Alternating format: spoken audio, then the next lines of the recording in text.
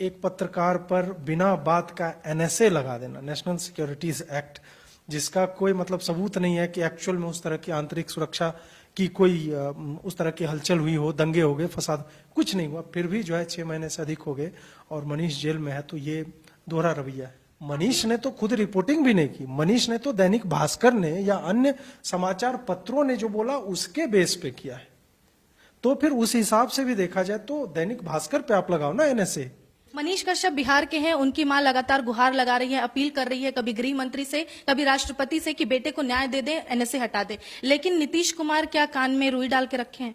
नीतीश कुमार का हाल वही होने वाला है। कुछ दिनों में आप सुन लेंगे कि उनके हाथ से पार्टी उसी तरह से निकल जाएगी जैसे शिवसेना का निकल गया और एनसीपी का निकल गया। इस बात तो हाल ही में एक खबर थी, तमिलनाडु में बिहार के 6 प्रवासी मजदूरों को अगवा कर लिया गया। वो वही मामला है जिसे लेकर कुछ महीने पहले जब मनीष कश्यप ने आवाज सिर्फ उठाई तो उन पर एनएसए लगा दिया गया। तो अब क्या बिहार सरकार उन लोगों पर एनएसए लगाएगी जिसके राज्य में इस तरह का काम हुआ?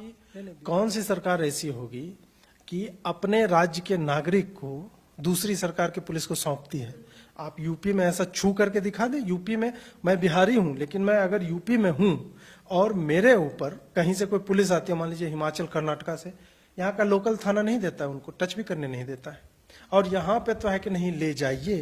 बिहार पुलिस जो है, मुझे लगता है माला वाला पहना देते तमिलनाडु वालों को। बहुत अच्छा काम किया, क्योंकि ये जानते हैं कि हम अगर कुछ करेंगे तो इनका तो भूमिहार का वोट बैंक जो है, और भी भूमिहार ही नहीं, मनीष कश्यप के चाहने वाले हर जाति में है, हर समुदाय वर्ग विशेष में है। तो ऐसे में उनके लिए ये बहुत अच्छा एक अपॉर्चुनिटी, अवसर मिल गया कि यार सब कुछ डाल दो। कि हमने देखो बेल दे दिया, बेतिया वाला जितना मामला था हमने सब में बेल दे दिया। ये तो भाई तमिलनाडु वालों ने अटका रखा है। बीते दिनों सुप्रीम कोर्ट के सीजेआई ये कहते हैं कि अगर पत्रकार गलत रिपोर्ट देता है, कुछ भी बयानबाजी करता है, तो उस हिसाब से वो अपराध नहीं होता। उसे अभिव्यक्ति की आजादी है और पत्रकार कुछ भी बयान देने के लिए स्वतंत्र है।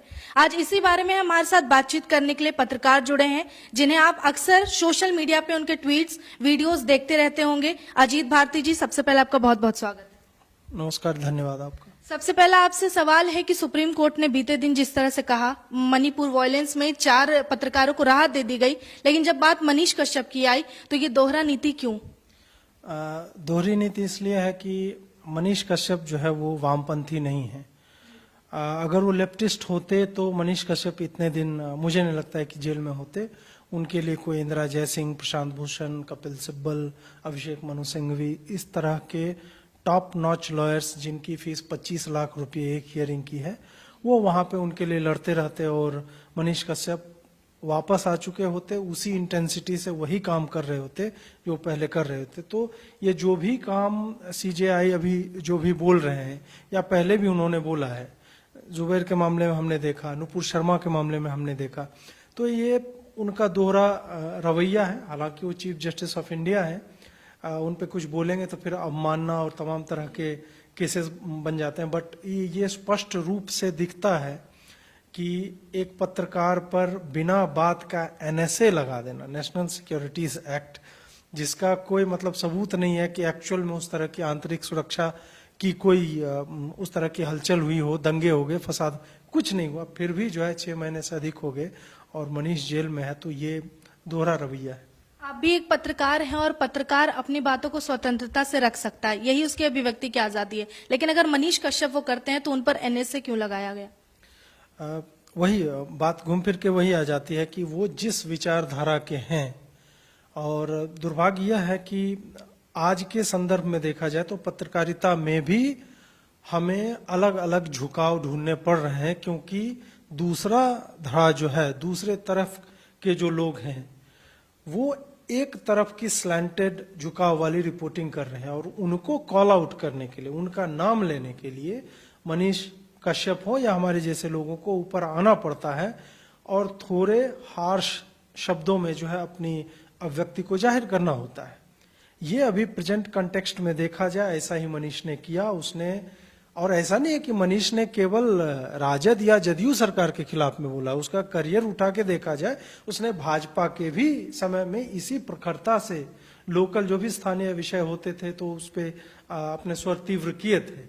तो यहाँ पे ये भी कह देना कि नहीं मनीष जो है एक ही तरह की रिपोर्टिंग करता है, वो मुझे लगता है कि अनुचित है। और जो एनएसए की बात आप कह रही हैं, मनीष ने तो खुद रिपोर्टिंग भी नहीं की। मनीष ने तो दैनिक भास्कर ने या अन्य समाचार पत्रों ने जो बोला उसके बेस पे किया है। तो फिर उस हिसाब से भी देखा जाए तो दैनिक भास्कर पे आप लगाओ ना एनएसए। मनीष कश्यप के वीडियो की रीच कितनी है, और दैनिक भास्कर दुनिया का सबसे ज्यादा पढ़ा जाने वाला हिंदी अखबार या ऐसे करके बोलते हैं, तो दोनों में देख लीजिए कि इम्पैक्ट फैक्टर किसका अधिक है। यानी ऐसा कहा जा सकता है कि यूट्यूब पत्रकार और सैटेलाइट वालों के लिए अलग अलग अब नियम बना दिया गया है। शायद गुनाह मनीष कश्यप का यही था कि वो यूट्यूब के जरिए पत्रकारिता करते थे। बिल्कुल, और यूट्यूब में भी मैं बार बार वही कह रहा हूं कि यूट्यूब में भी दूसरे विचारधारा के, वैसी विचारधारा जो अभी जो है अभी के एस्टेब्लिशमेंट को, जो एक तरह से वामपंथ के जकड़ में है, तो उनको पसंद नहीं है, तो वो उस तरह से जा रहा था। और इस कारण से आप देखेंगे सीधा दोहरा रवैया कि टीवी वाले हैं, एडिटर्स गिल्ड के लोग हैं, द वायर के पत्रकार हैं, तो उनके लिए एक अलग सेट ऑफ रूल्स होता है, और मनीष कश्यप जैसे स्थानीय पत्रकारों के लिए, जिनकी स्वीकार्यता कितनी व्यापक है पटना में, बिहार में, और बिहार से बाहर भी लोग उन्हें जानते हैं, तो उसको देख करके लग रहा है कि मनीष कश्यप बिहार के हैं, उनकी मां लगातार गुहार लगा रही है, अपील कर रही है, कभी गृह मंत्री से, कभी राष्ट्रपति से कि बेटे को न्याय दे दें, एनएसए हटा दें। लेकिन नीतीश कुमार क्या कान में रुई डाल के रखे हैं? नीतीश कुमार का हाल वही होने वाला है। कुछ दिनों में आप सुन लेंगे कि उनके हाथ से पार्टी उसी तरह से निकल जाएगी जैसे शिवसेना का निकल गया और एनसीपी का निकल गया। तो उनके पास जो है ना कुछ बचा है नहीं, और वो मतलब वो अगर किसी बात पे बोलेंगे, आधे टाइम तो आप उनसे कुछ भी पूछे पत्रकारों से, हमको नहीं पता, हम नहीं जानते, इसी तरह के वो जवाब देते रहते हैं। तो उनको एक स्थानीय पत्रकार वो जेल में है नहीं है उससे कोई मतलब नहीं है। और फिर बात वही आती है कि एक जो प्रिविलेज्ड क्लास होता है वो जब किसी मामले में जेल में जाता है या उसको बेल नहीं मिलती है, तब किस तरह से लोग उसके साथ खड़े होते हैं, चाहे न्यायिक व्यवस्था हो, एग्जीक्यूटिव हो, एडमिनिस्ट्रेशन हो। और फिर आप देखिए कि एक गरीब और जिस तरह के लोअर मिडिल क्लास बैकग्राउंड से मनीष कश्यप उठ के उभरा है, ऊपर आया है, और उसका तो जर्नलिज्म का कुछ है भी नहीं, वो तो बीटेक उसने संभवतः किया है, और वहां से उठा आदमी वो क्यों पत्रकारिता कर रहा है? उसको कुछ तो समस्या लगी होगी कि समाज में इस पे कोई नहीं बोल रहा है, तो चलो मैं बोलता हूं। तो ऐसे में कोई उठ करके आता है और लोगों की आवाज बनता है, तो इन लोगों को समस्या होती है। तो अगर तुम्हारा दुश्मन ऑलरेडी जो है समस्याग्रस्त है, टेंशन में है कहीं पे, तो फिर तुम उसकी मदद क्यों करोगे? तो नीतीश कुमार तो संतुष्ट है इस बात से। हाल ही में एक खबर थी, तमिलनाडु में बिहार के 6 प्रवासी मजदूरों को अगवा कर लिया गया। वो वही मामला है जिसे लेकर कुछ महीने पहले जब मनीष कश्यप ने आवाज सिर्फ उठाई तो उन पर एनएसए लगा दिया गया। तो अब क्या बिहार सरकार उन लोगों पे एनएसए लगाएगी जिसके राज्य में इस तरह का काम हुआ? नहीं, बिहार सरकार कुछ नहीं करेगी। आप देखें ना कि कौन सी सरकार ऐसी होगी कि अपने राज्य के नागरिक को दूसरी सरकार के पुलिस को सौंपती है। आप यूपी में ऐसा छू करके दिखा दें। यूपी में मैं बिहारी हूं, लेकिन मैं अगर यूपी में हूं और मेरे ऊपर कहीं से कोई पुलिस आती है, मान लीजिए हिमाचल कर्नाटका से, यहाँ का लोकल थाना नहीं देता है, उनको टच भी करने नहीं देता है। और यहाँ पे तो है कि नहीं ले जाइए। बिहार पुलिस जो है मुझे लगता है माला वाला पहना देते तमिलनाडु वालों को, बहुत अच्छा काम किया, क्योंकि ये जानते हैं कि हम अगर कुछ करेंगे तो इनका तो भूमिहार का वोट बैंक जो है, और भी भूमिहार ही नहीं, मनीष कश्यप के चाहने वाले हर जाति में है, हर समुदाय वर्ग विशेष में है। तो ऐसे में उनके लिए ये बहुत अच्छा एक अपॉर्चुनिटी, अवसर मिल गया कि यार सब कुछ डाल दो कि हमने देखो बेल दे दिया, बेतिया वाला जितना मामला था हमने सब में बेल दे दिया। ये तो भाई तमिलनाडु वालों ने अटका रखा है।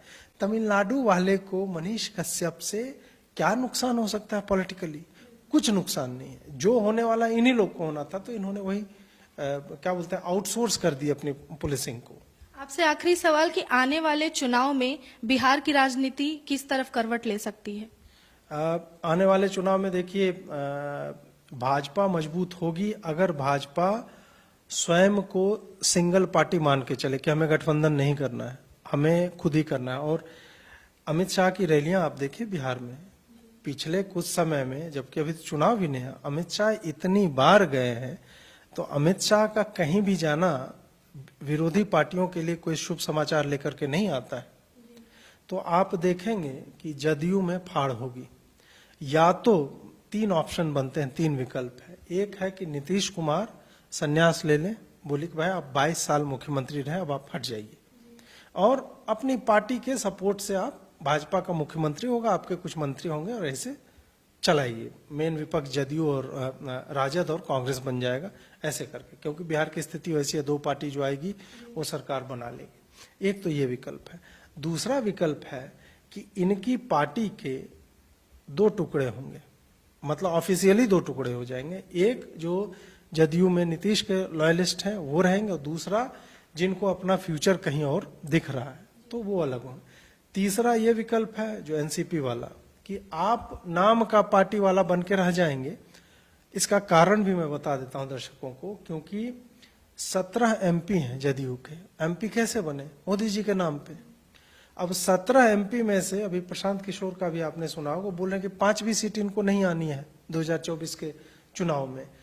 उसके साथ ही आप विधानसभा चुनाव भी तो मोदी के ही नाम पे लड़े थे कि 80,000 करोड़ की योजना दे दी, ये दे देंगे वो दे देंगे। तो जो ऑलरेडी विधायक हैं वो तो देखेगा ना कि भाई हम कैसे जीते, हम अपने काम से तो जीते नहीं। तो उस कारण भी वो चाहेंगे कि नहीं यार भाजपा ज्यादा अच्छा विकल्प है, तो हम उसके साथ हो लेते हैं। तो आपको बिहार की राजनीति में यही सब दिखेगा 2025 में, 2024 में ही आपको दिख जाएगा कि नीतीश कुमार पॉलिटिकल रेलेवेंस उनका समाप्त हो चुका होगा, उनको उतनी सीटें नहीं आएंगी, उनका पार्टी में अपना कद लगातार झुकता चला जाएगा। और तेजस्वी ने और लालू ने ये इंश्योर किया है कि वो उस तरह को खाली मुंह ठोकवा बोलते हैं ना बिहार में, वही बन के रह गए, उसके आगे वो कुछ भी नहीं है। कई मुद्दों पर इस वक्त अपने विचार अजीत भारती जी ने प्रकट किए हैं। आप इनके विचारों और बातों से कितना सहमत हैं? अपनी राय हमें कमेंट में जरूर बताएं। देखते रहें सच टॉक्स। जय हिंद।